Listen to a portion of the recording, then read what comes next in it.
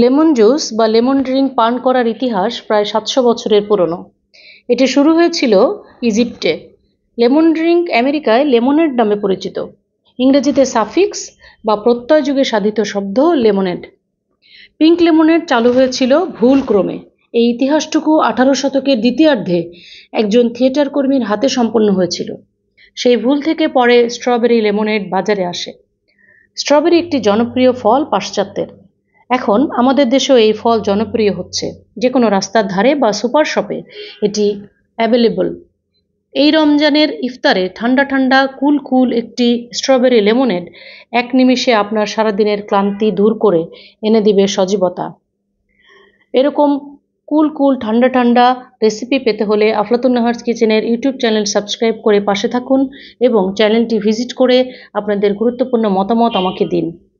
আপনাদের সবার জন্য শুভকামনা। স্টে ব্লেসড, ইট হেলদি।